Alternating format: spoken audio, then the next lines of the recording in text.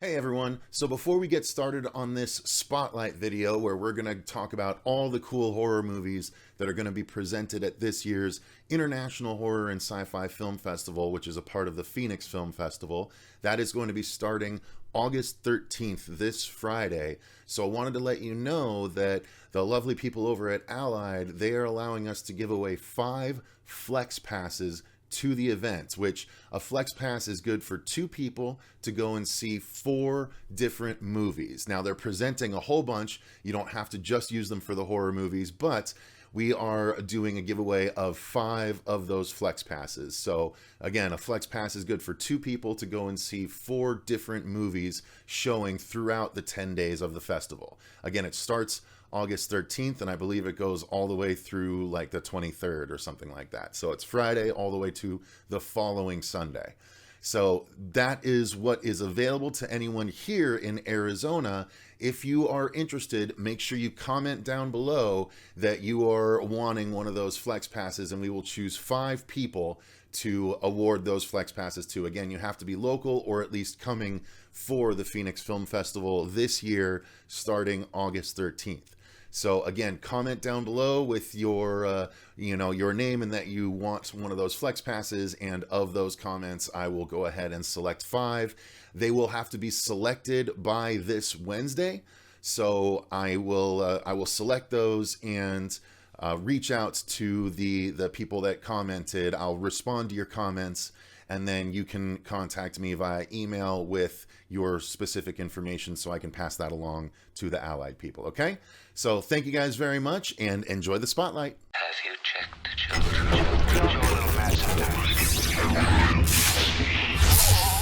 Hi, I'm Chucky. Wanna play? Sometimes that is better. You're gonna need a bigger boat. What's up, everyone? Welcome back to the Horror Show. I'm Cecil Laird. Got Jaime Fuego here. And we are joined today by a special guest who we saw about a year ago. Well, I don't know. The timing was a little different last year as far as the convention goes. So did we do this for last year or the year before, Monty? We did it for the year before. Okay. Yeah, we didn't do any intros for last year. Yeah, last year was a little bit different. But we are back here with our friend Monte Yazzie, who is our cherished liaison to the International Horror and Sci-Fi Film Festival, who he runs this whole mother effer, right? So we are happy to have him back to talk about the 2021 International Horror and Sci-Fi Film Festival, which is a part of the Phoenix Film Festival, as it has been rather for the past few years. And we are really excited to go through the films that are available to those of us that are able to attend here locally this year. So what we are going to do is I'm going to let Fuego sort of take over from here and go through the movies. We're going to get Monty's input on all the movies that we bring up. We're going to stick, just to be straight up front, he does do the International Horror and Sci-Fi Film Festival. We are going to stick more towards the horror side of things, but we will definitely mention the sci-fi ones that are available to people. Kind of crossover. Yeah, there's a little bit of crossover there. Thank goodness. Because Monty knows what's what. He knows that a little, it's like a little chocolate in your peanut butter, a little peanut butter in your chocolate, a little horror in your sci-fi is never such a bad thing. Yeah, I always love when they intermingle, whether it's Aliens, Event Horizon, whatever. So without further ado, first off, welcome Monty. Welcome back to the channel. Thank you guys so much for having me. Big fan. You know how much I love you guys' show, and happy anytime that I get an opportunity to hang out with you guys and chat horror films. Well, we appreciate you taking the time, and we appreciate everyone, all of our friends, Patrick and everyone at Allied for helping set this up. So we always love giving a little bit of spotlight on the Phoenix Film Festival, and especially the International Horror and Sci-Fi section of said film festival, because that's where our hearts lie. So, Fuego, without further ado, why don't you take over, good sir? Indeed, indeed. And as I always have to say, Monty, it's been such a cool experience getting to reconnect with you through love of genre filmmaking and, getting the opportunity to, just spotlight it, cover it, all that coolness. Because Monty and I, for the viewers who don't know, we go all the way back to grade school. So it's been very cool to connect in our adult lives. And a long time. Exactly. Well, it's really exciting for me on this side, to see you guys' progression. And I remember when you guys were first starting out, and you were just doing conventions here and there, a couple videos here and there, but now, man, you guys are doing so much stuff. You guys are prolific with how much content you guys put out there, and I'm always impressed to see the videos you guys do. And I am subscribed on my YouTube channel, so I see you guys come up in my feed at least once a week when I'm flipping through YouTube shows. So I'm always watching all of your content. I think you guys do a wonderful job, and it's great to see you guys grow over these last few years. Nice, well, we appreciate it, and it's humbled and honored to hear those kind words. It's in no small part due to what you've allowed us access to over the past number of years. Not only have you allowed us access to all the films via the IHSFF, but you've helped me find some of my favorite films. I recently on the channel, Monty, have created a 4-part my favorite horror movie from every year I've been alive series. And, awesome. And I've done the 80s and the 90s have aired so far. The 2000s and the 2010s are coming up. It just so happened to break out because I was born in 1980. So every decade was a perfect decade for me to spotlight as the series goes on. And I gotta say, there's at least 2 that I saw specifically at the IHSFF, and I believe 1 or 2 was at the Fall Showcase. The Final Girls and I'll Take Your Dead. Both on my, and I talked about my favorite and my runner-up for every year I've been alive, and so those were at least in my top 2 for each year that we got access to those, and that is, again, thanks to you. So you have helped me access some of my favorite horror films I've ever seen in my entire life. So, guys, that's the importance of the International Horror and Sci-Fi Film Festival. Like, it's not just another festival. It is a part of the Phoenix Film Festival, which is obviously a fantastic festival that we've been. And that Jason Carney does. Yeah, Jason Carney, obviously a friend of the channel as well. But you guys allow people access to these films that they can carry with them for the rest of their lives. And so that's why we love to spotlight them as often as we can. So, and that's actually a really good transition. So of the stuff for this 17th annual edition of IHSFF, I'm going to basically start with the features first, and then we'll segue into the showcase stuff. But one of my favorites from the last few years was a little film called The Night Watchman. Mm-hmm. Oh, yeah.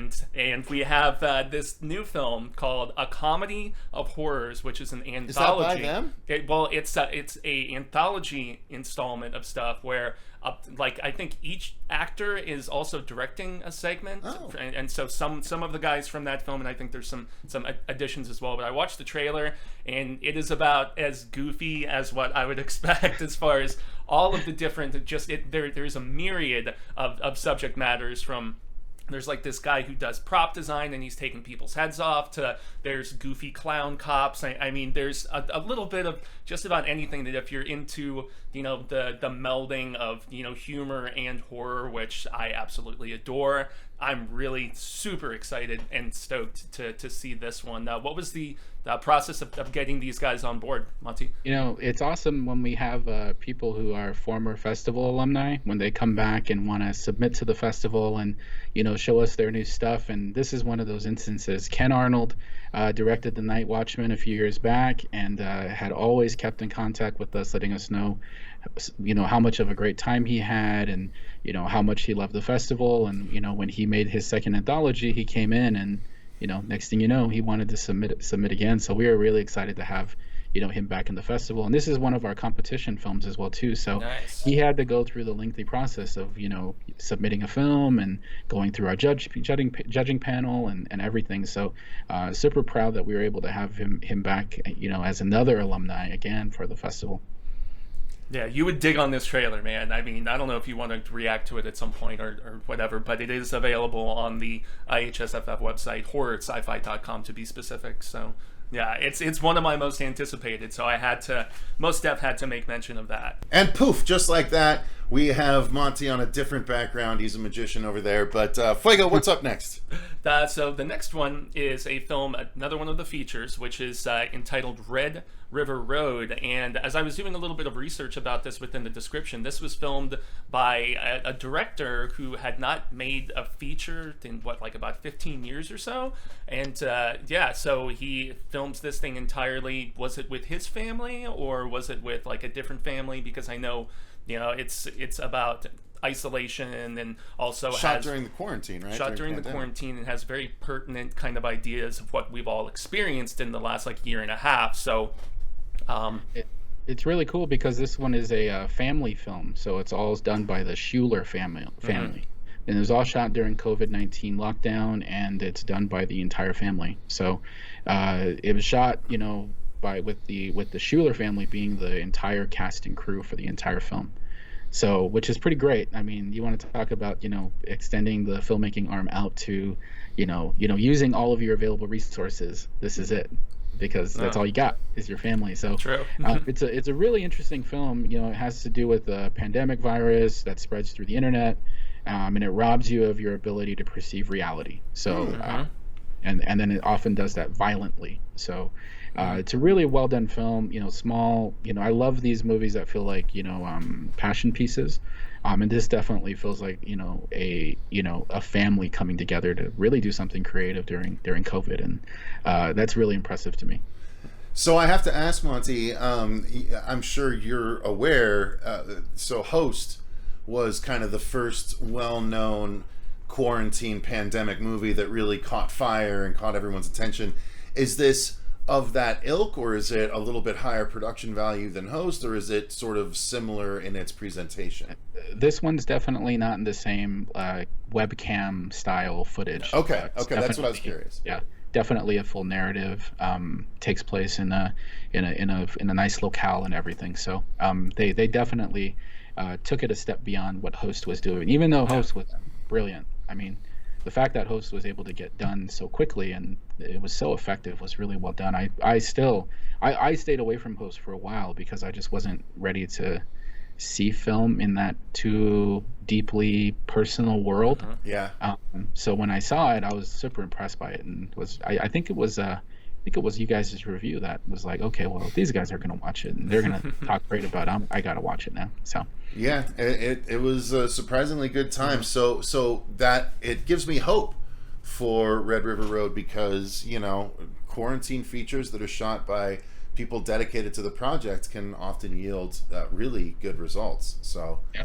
And that's where and that's where there's a different perspective here, because he just read all the synopsises and I watched all the trailers that were available. I read some synopses. So sometimes Fuego's going to talk about it and I'm going to be like, "Ooh, really?" Yeah. Because I didn't. I kind of like to go into this a little bit blind, so I can be the audience vessel and kind of react along with them. Which is what I usually do, but this year I just decided to take a different approach. And there's a very resonant, just hitting very close to home scene in the trailer where the son is asked, "Do you know what day it is?" And he's just like, "No, I have no idea what day it is." And that's something that everybody can relate to at some point, from just being quarantined and with just seeing the same people in the same situations, and just the entrapment aspect, and just feeling locked in, so to speak. So this is one that I'm very curious about, especially from that personal approach of the director and his family getting it done. So nice. So what's next on the list, Fueguissimo? Okay, so the next feature, so this is the third rounding out the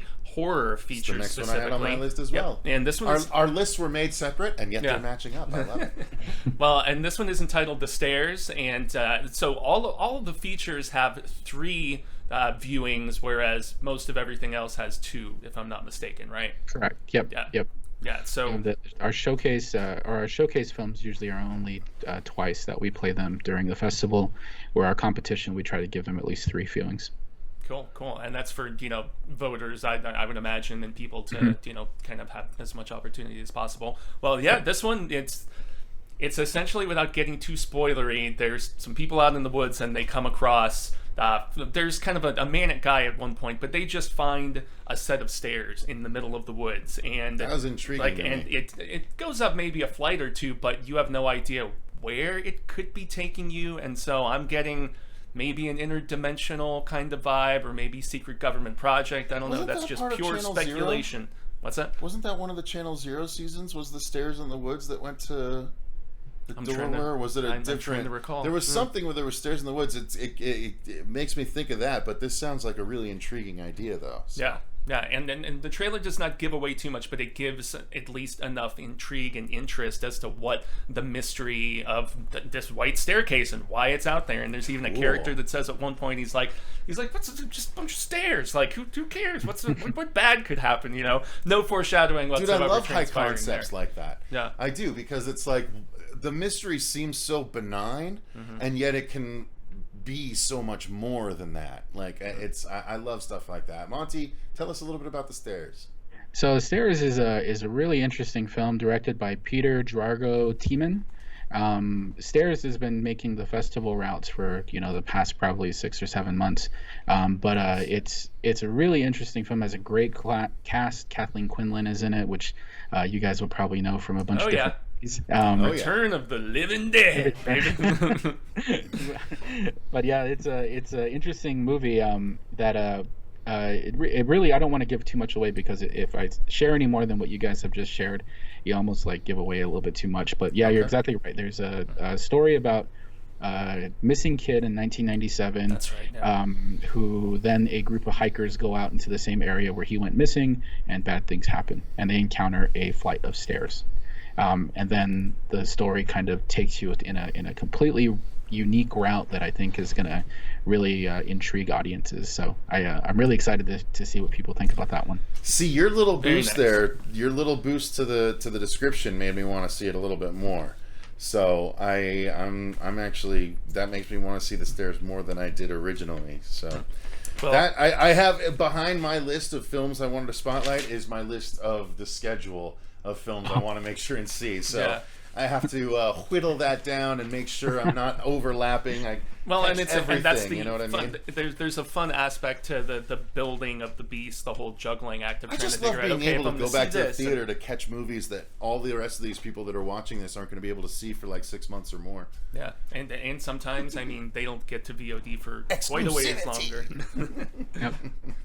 But so just to jump really briefly to the 3 sci-fi things, that there was one in particular. Now, even though I am intrigued with oh goodness, I'm trying to find the name for it. The 12 Months of Kai?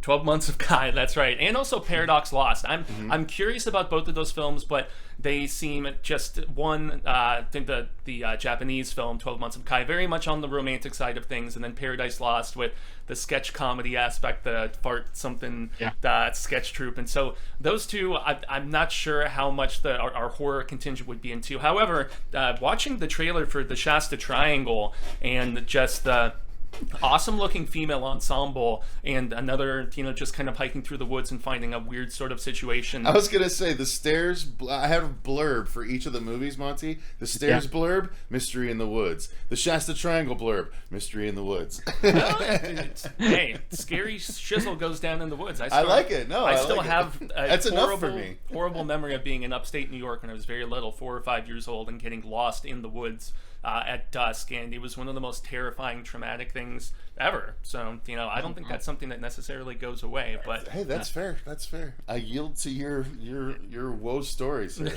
But so, of the 3 sci-fi features, is that the one you think might skew closest to the horror contingent? It's interesting is I think all 3 of them kind of touch upon horror in a really different way. And you guys know how much I think horror is emotional. So the fact that I think, when people say like, what's the greatest genre of film? I tell them it's horror, because it embodies every emotion in many, many different ways. It can be funny, it can be heartfelt, it can be scary, it can be gory, it can be all these different things.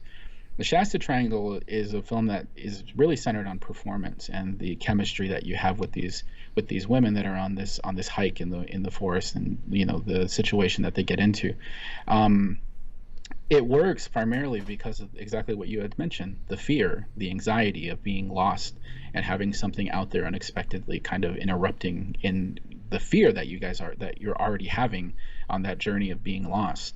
12 Months of Kai is romantic, but also extremely heartfelt and deeply personal, because it deals with this connection, right? And I think, in horror, when we talked about how emotion plays such a big role in letting go and loss and love and depression and all these elements, that horror can utilize these supernatural things to really kind of talk a little bit more deeply about, the situations that are a little bit more personal and serious to us.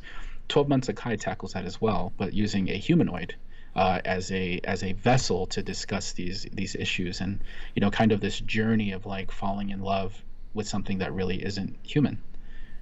So there's that great element as well too. And Paradox Lost is one of those films that I think it's a love story at its core, but it's also very sci-fi. And then underneath the whole realm of it, you get this element of comedy, and it embodies the kind of comedy that you love in your horror comedies, where it's all situational. Things happen, bad things happen, and you have to force these people to act accordingly. And when you're dealing with a sketch comedy troupe, and you're dealing with a group of people who are reacting in the moment, you're going to get some really, really hilarious things. So I'm really excited for all of them. I think sci-fi for us in the festival world can be really difficult to find, because it's just not a genre that is really tackled as often as it used to be. And nowadays, when it is tackled, it is often done with this element of being crossover, right? Mm-hmm. Where, we're going to do a sci-fi film, but we're going to add some stuff in to bring the horror crowd in. We're going to make it a sci-fi, but we're going to add some stuff to make the people who want to love or romantic dramedy come in, So there's a little bit of all of those elements in there. And I think, if you find yourself in a spot, if you're at a festival and you're like, well, what do I fit in? I don't have a horror film to go in this little section. Take a chance on one of them. I think they're going to be, they're going to do the job. Well, and some sci-fi films in the past have had the feel of horror directors. Like there was a very Cronenberg feel to that one movie where it was, God, what was the dude that, it was he was like tied into the video game, right? That was one that we saw actually at the festival. That's what I'm saying. Years ago. Oh boy, he was in John Dies at the End. He was in, the name of the actor is eluding me. I can't remember the name of that. About Graham Skipper's film, right? Oh man, I just forgot the name of it.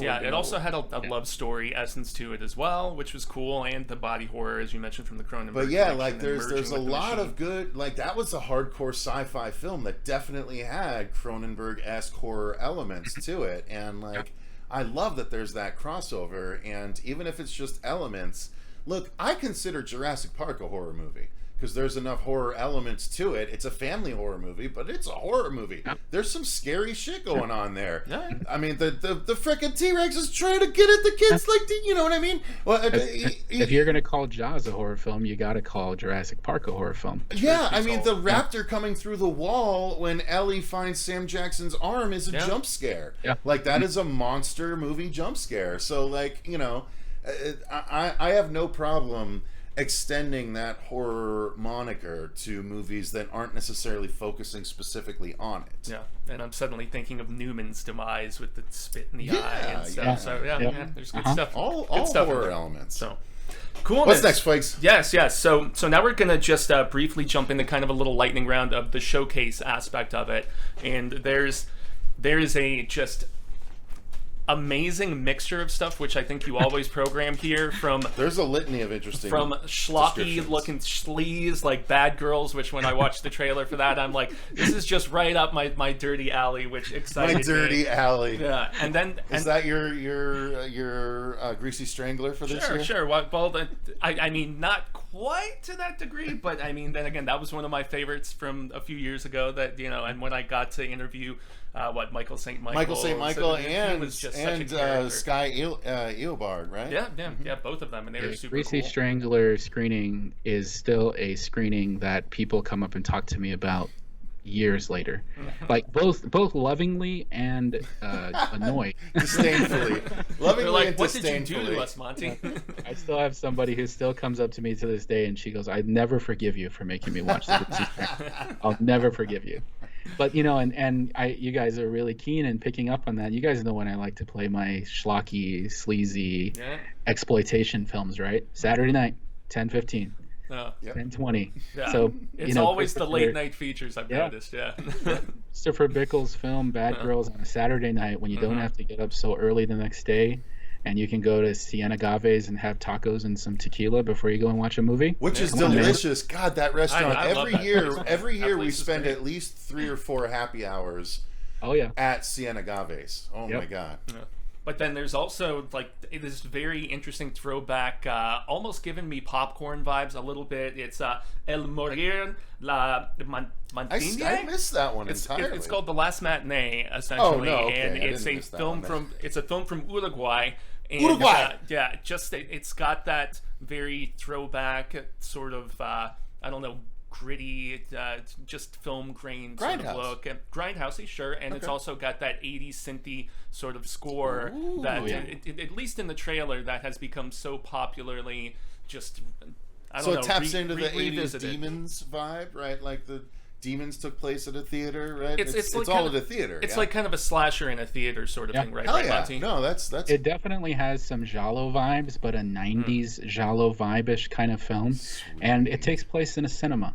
I mean, I love those man. movies. Same. I mean, Dude, popcorn, Last like Action I just Hero, said, man. I love. Demons, I love. I like, love popcorn. Come on. the Final Girls. Shit, the Final Yeah. Girls. Again, on my list. Big, it takes place in a theater, essentially. Yeah.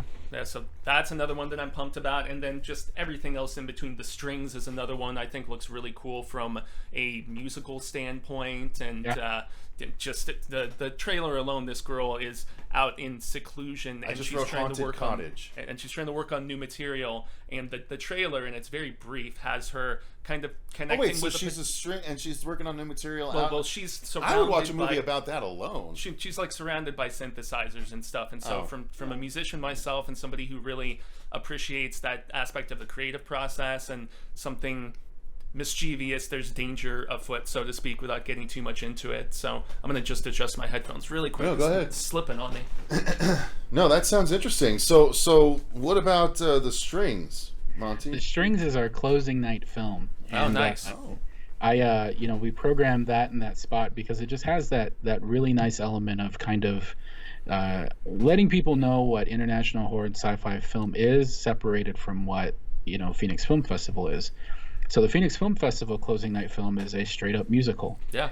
And our film is a musical in part, but a little bit more on the process, and definitely the darker process of what it means to be a musician and how it means to create the music that you're trying to look for. And there's a great element that the lead performance in that movie is fantastic. Direction is fantastic. And the lead actress is the singer as well too. So she's doing all of her own music. She's doing all of her own little elements in that film, and I think it just is a great closing night film for us. Did they score the film as well?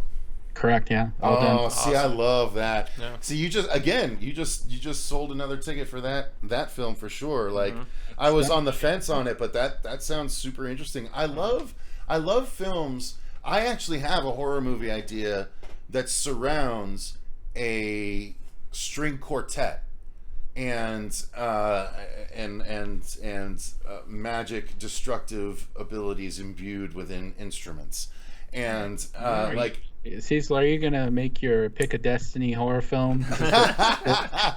no, it's more in Master it would be Exploder. more in vein of like, what if this string quartet were possessed by their instruments and the music would actually destroy their surroundings, a la the music in Scott Pilgrim, how it was depicted in Scott Pilgrim. You know what I mean? You're giving away all your something secrets, like man. that. But You so better be I love careful. again. I love good concept horror films, and you get so many independent ideas that are just spotlit in the IHSFF.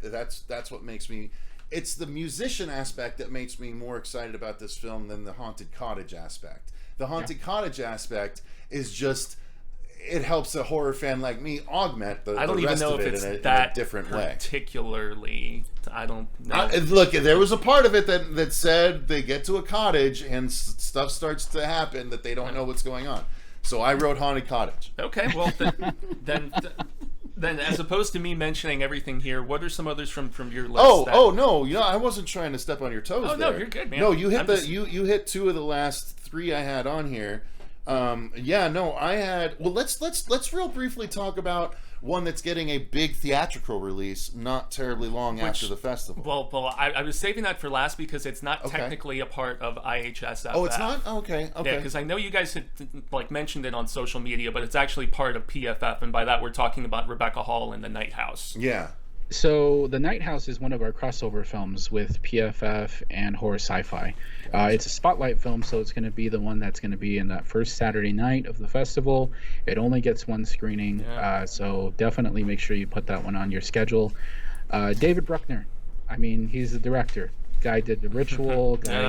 Is doing Hellraiser. Yeah, which is going direct to Hulu, amazing. if I'm not The mistaken. Ritual made my top movies of every year I watched as well. Yeah.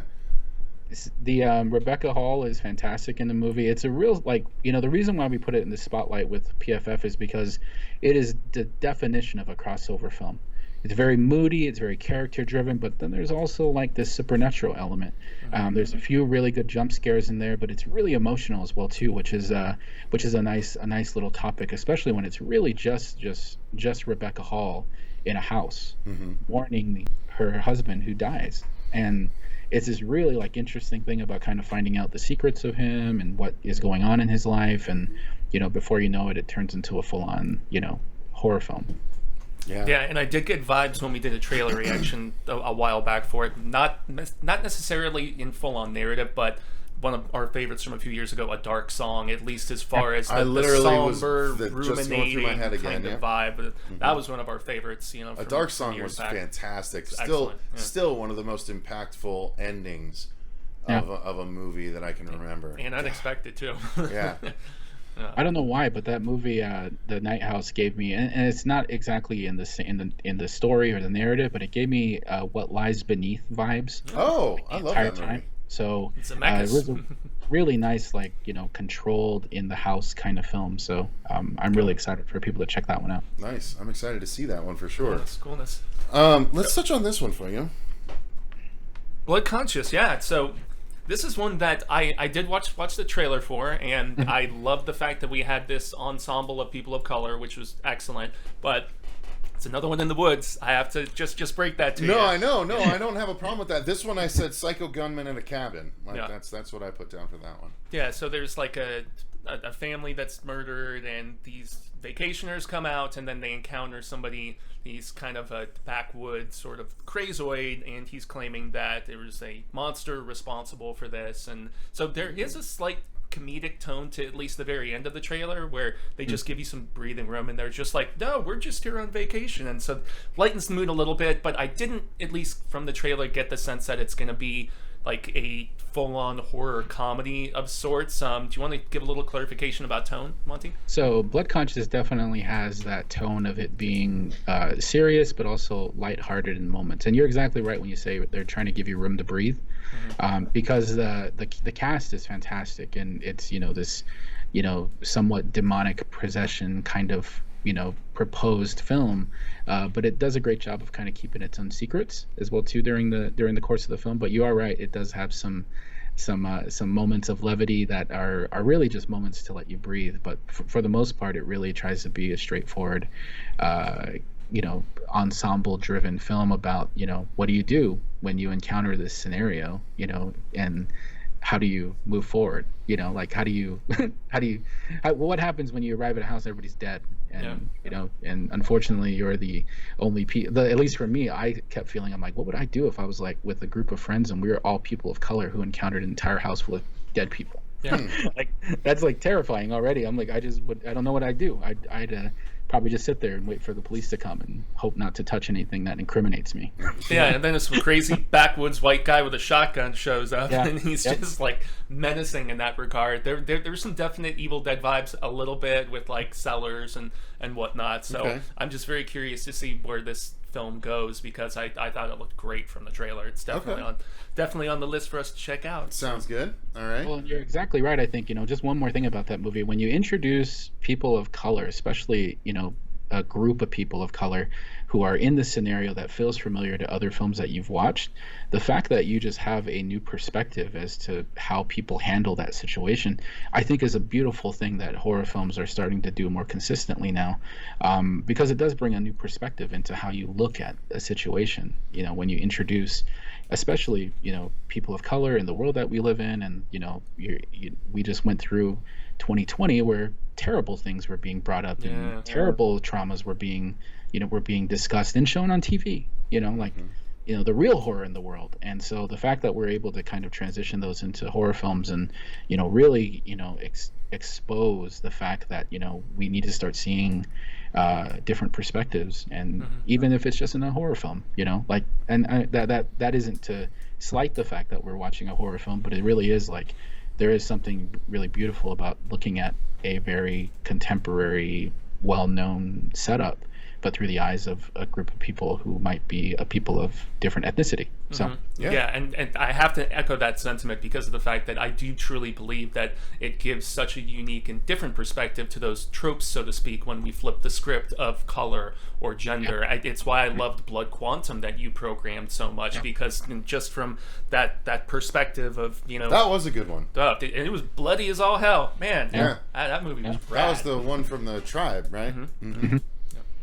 You know, and it's funny, you know, we have a couple of indigenous-driven films this year that we've programmed as well too. So, one of our sci-fi films, Parallel Minds, is based on like historical trauma, indigenous lifestyle. We have an indigenous lead in the story, and it does a great job of kind of encompassing this, what I like to call, I shouldn't say that, I didn't coin this, but somebody else called it indigenous futurism.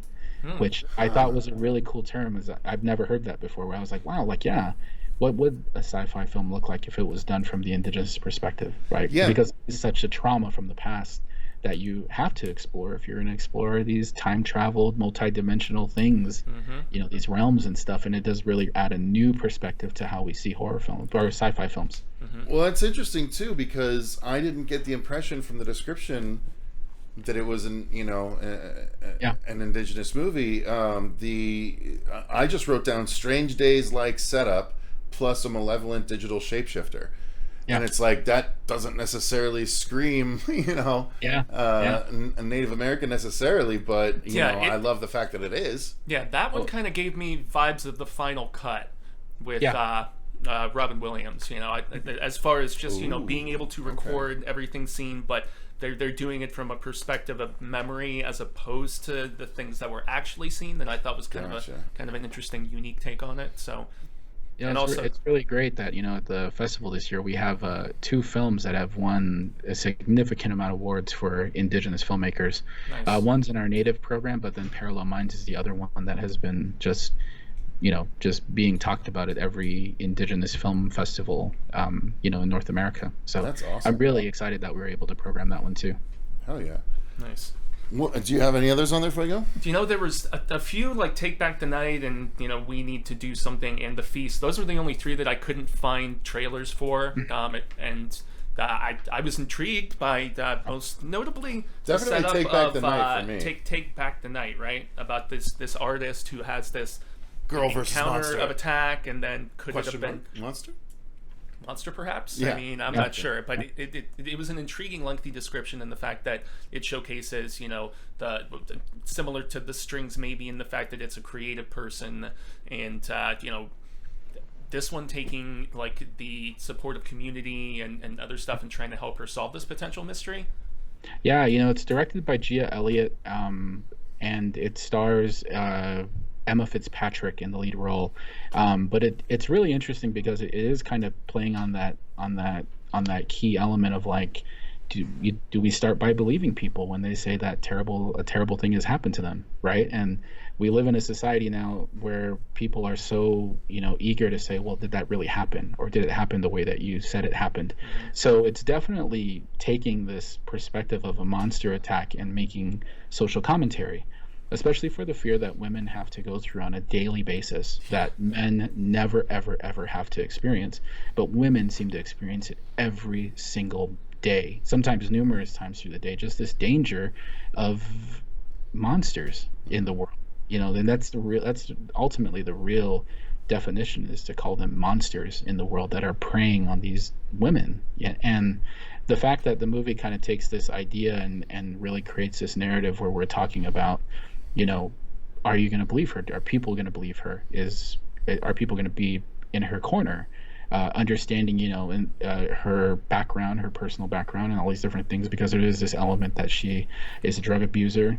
There is this element that maybe she, isn't being honest with the authorities because of, maybe some of her personal background. But still, there is that element where if someone says it happened, you have to believe them. That's how you show that person empathy. You start by believing. And that's really like what it's trying to get to. And I love the fact that we get horror films that are really tackling those difficult subject matters, because it is difficult subject matter, but it is important subject matter for us to talk about. So that movie does a great job of doing that. And then what about We Need to Do Something? Because that was another one that he said didn't have a trailer, and it was a limited. It's a trapped family sort of aspect. Yeah, that's what it if the sounded description like, yeah. was kind of. So is it apocalyptic, or is there? I don't know. It's not. It's not apocalyptic. It's really a family gets stuck in a storm, and terrible things start to tear the family apart. Oh, okay. So in its very, very basic form, because I don't want to give too much away about it. Basically, a family gets stuck in a storm, and these awful horrors just kind of tear the family apart. And in oh man, how do I say this? Yeah, just horrible things happen. I don't want to give too much away, guys. Yeah, it's tough. You have to walk on eggshells sometimes. I'm going to hold out hope that there's a supernatural element, because bunker movies annoy me otherwise.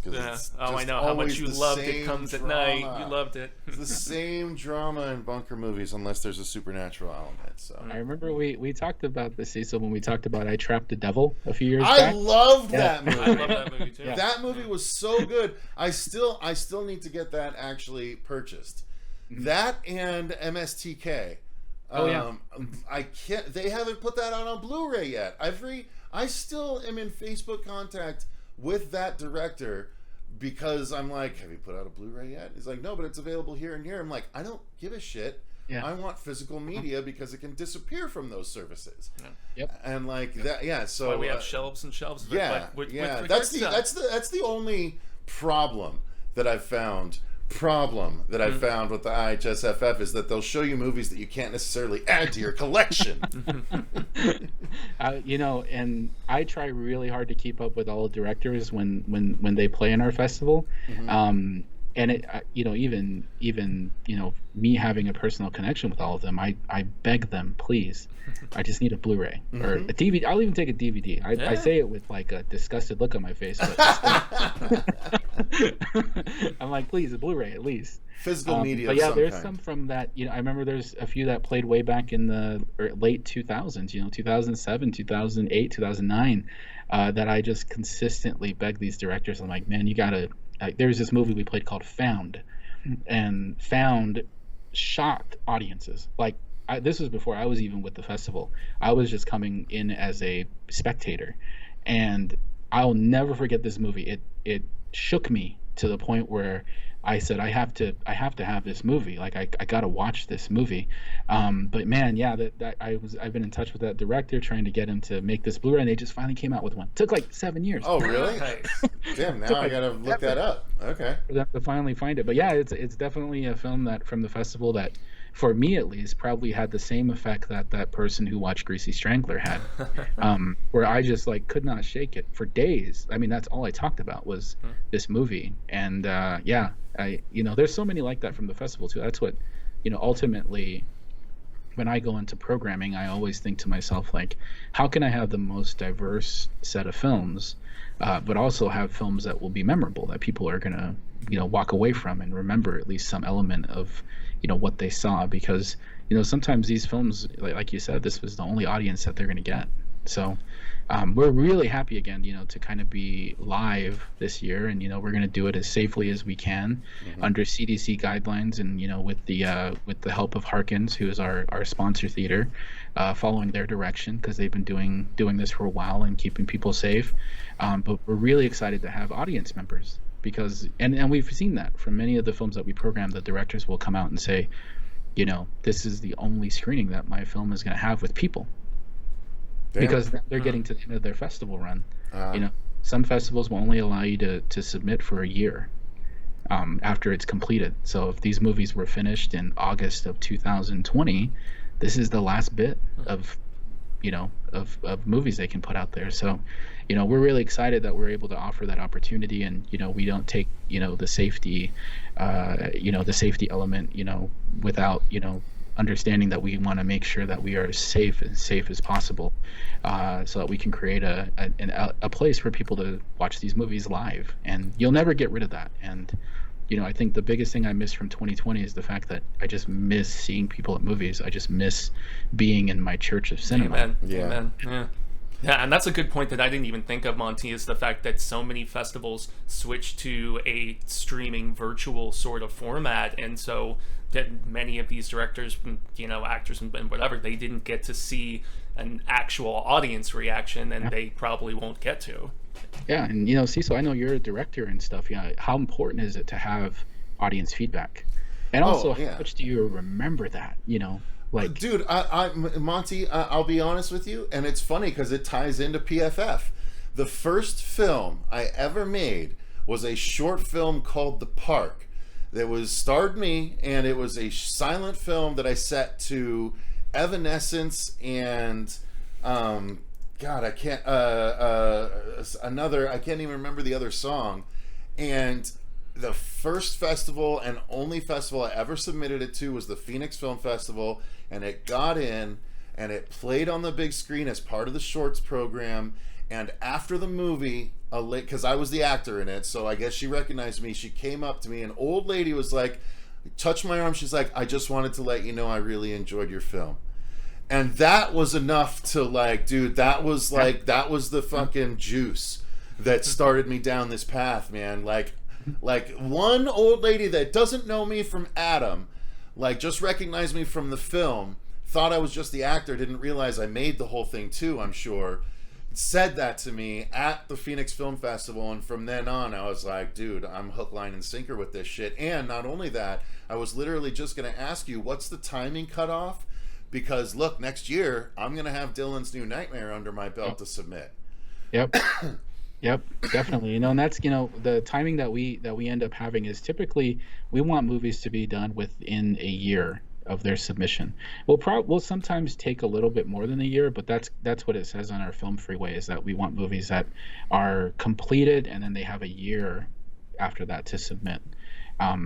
So yeah, I hope that we continue in a positive trend, and that people start going out and making sure that they're getting vaccinated, and that we promote that healthy living for one another, because I miss you guys, and it's not the same when I don't see you guys at the festival, and it's not the same when I don't see folks that I've seen at the festival now for 5-10 years. That it's just different. And I understand the need for virtual, and I do think that virtual allows people, a larger audience, to sit at home and discover these films. But I always think about it too from a filmmaker perspective, where like you said, that one person can make all the difference in your creative process. Mm-hmm. Keep a fire burning for years and years and years. So agreed. Yeah. So sweet. The last two things that I would be remiss if I didn't mention is that I've gone on record many times to say horror comedies are definitely some of my absolute favorites, and there's two that we had yet to get to. Mm-hmm. One is Danny and the Vampire, but the other one that's a little more of note for me, because I thought the setup was just so amusing, was Keeping Company. Mm-hmm. And this is essentially about these ambulance chasing kind of insurance agent guys who they see an accident, they're trying to, they're very impetuous and forceful with this guy, and kind of barge into his house, and there is nefariousness within this family, and just the tone alone and the skewering of this sort of corporate culture, it was just hitting it right on the nose for the type of horror that I think could combine some gore and some crazy setup, but with just hilarious storytelling. And I love when those two things meld together. What's the story with this one, Monty? So Josh Wallace and team with Keeping Company have really done something I think is just really interesting about kind of taking this setup of of a strange family that is up to nefarious things, and you end up showing up as these insurance people trying to sell these premiums to people, and you're insistent, right? So one of the guys is super insistent about, I have to do this. This is the only way I'm going to make my father happy. This is the only way I'm going to make that next step in my career. So he is to the point of being over insistent. Almost feels like a home invader practically, because he's like pushing down the door so much.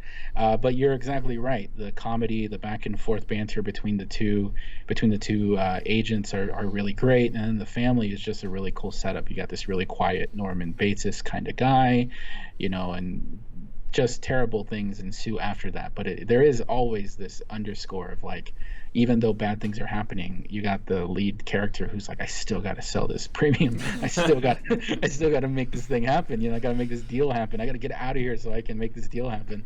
But yeah, it's a great setup, and I think small budget film, really really heavy on the comedy, but also like takes it serious and really understands what it's trying to do. I think it's knocks it out of the park in those regards.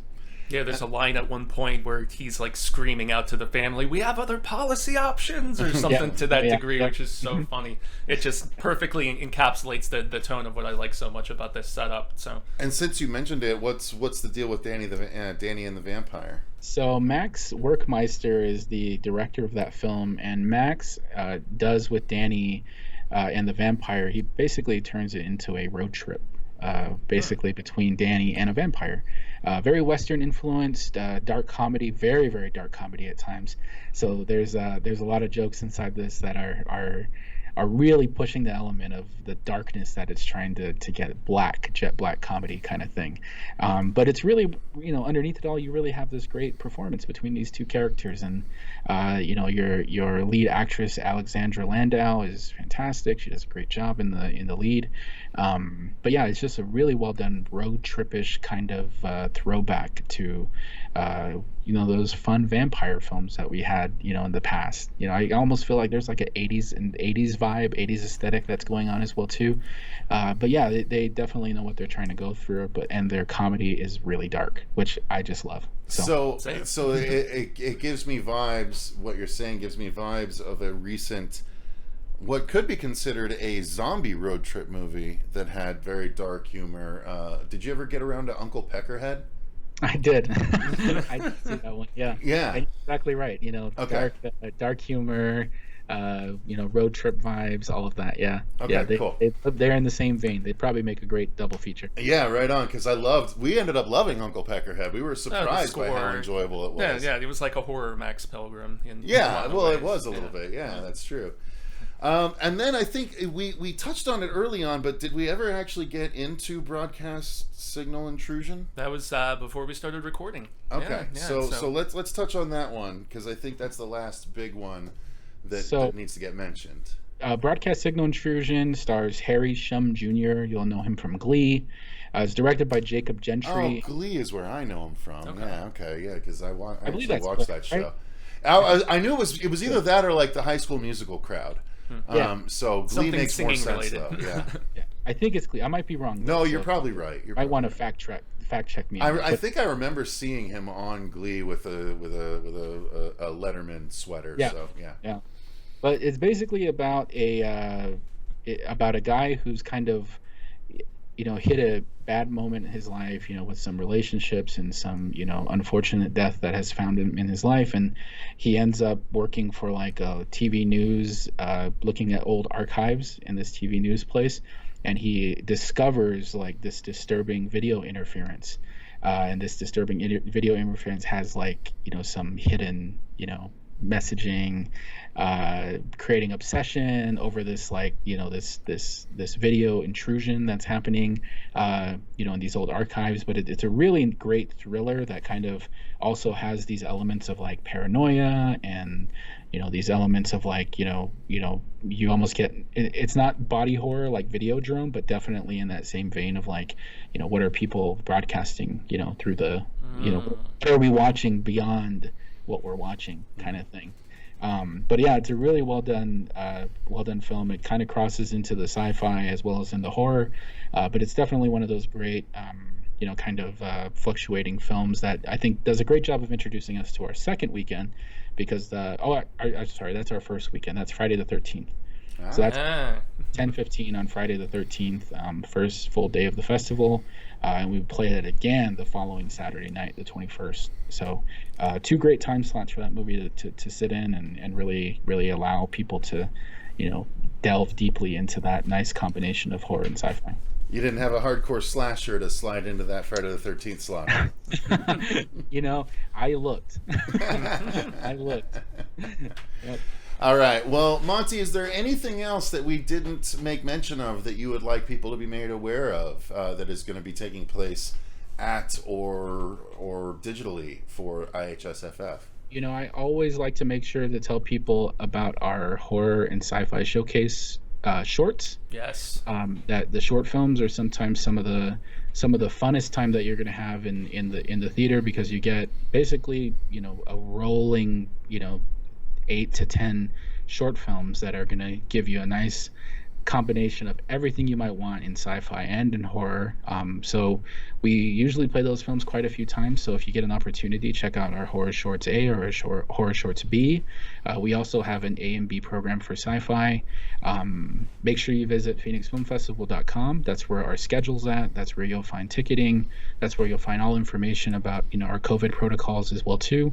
Definitely stay close to our Facebook, our Twitter, and our new Instagram page, which we just launched a few weeks ago, and we're doing announcements on all 3 of those platforms randomly throughout every day. So we're ramping up to our festival. We're super excited to have it all back again, and again, thank you guys for the opportunity to sit and chat again. Of course, and pleasure. Of course, all the shout outs to Phoenix Film Festival and International Horror and Sci-Fi Film Festival overall. But if any of you liked the opinions or the dulcet tones of Monty here, or if you liked how he phrased things, Monty does regular reviews as well. So Monty, where can we send people to read your reviews? So you can find me on thecodafilms.com. You can find me on phoenixfilmfestival.com as well. And then if you search through Daily Dead, which is a bigger company, you can find me on Daily Dead as well too. But yeah, I do everything, not just horror and sci-fi. I just did Jungle Cruise recently. So. But I do have a lot of love for for the horror and sci-fi realm, and I just saw a film recently that just blew me away. Green Knight. I'm sure you guys watched it as well too. I watched it. Fuego wasn't able to catch it yet, but I definitely did. And yeah, it was definitely a visual feast. I can at least say that much. Yep, definitely. But yeah, I love movies, so I'm excited that we're back, to watching movies in cinema, and I'm overjoyed when I look in the background and I see movies as backgrounds for people's pictures. I always want to see what's going on back there. So. Indeed. So, all right. Well, I think we'll go ahead and call it there. Yeah. Again, you guys, if you are local in Arizona, it's definitely worth your while to make the trip down to the Harkins Scottsdale 101 Theater in North Scottsdale. That way you can catch any or all of these films if you're so inclined. Please, we recommend you do so, because it is well worth your time. Yeah, or if you're anywhere in the Southwest, drive down from Vegas or LA or whatever, guys. Make a week of it or something. We're not far from everywhere. So. Yeah.